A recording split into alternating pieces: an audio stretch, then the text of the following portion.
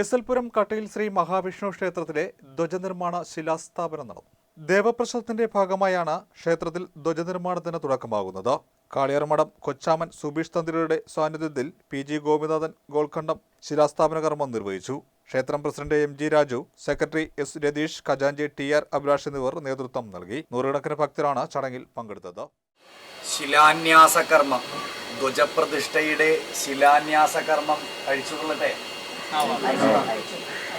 കട്ടയിലപ്പൻ്റെ ധ്വജപ്രതിഷ്ഠ നടത്തുന്നതിന് വേണ്ടിയിട്ട്, ധ്വജം പണിയുന്നതിന് വേണ്ടിയിട്ട് ധ്വജത്തിനുള്ള ശിലാന്യാസ കർമ്മം നടത്താൻ പോവുകയാണ്.